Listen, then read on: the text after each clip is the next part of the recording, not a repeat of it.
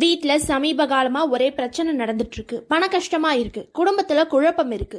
என்ன பேசினாலும் ஏதாவது பிரச்சனையில போய் முடியுது. உங்க முயற்சிகள் எல்லாம் தோல்வியில போய் முடியுது. தொழிலையும் நஷ்டமா இருக்கு. குடும்பத்திலயும் யாருக்காச்சும் உடம்பு முடியாமலே போயிட்டு இருக்கு. வர பணம் எல்லாம் ஹாஸ்பிட்டலுக்கே செலவாகுது. இப்படி ஏதாவது தொடர்ந்து நடந்துட்டு இருக்கு அப்படின்னா அவங்க வீட்ல யாருக்காவது பித்ருதோஷம் இருக்குன்னு ஈஸியா தெரிஞ்சுக்கலாம். இந்த பித்ருதோஷம் நீங்க ரொம்ப சுலபமான வழி என்னன்னு கேட்டீங்கன்னா, காகத்திற்கு தினமும் சமைச்ச பிறகு எள் கலந்த சாதம் வைத்து வாங்க.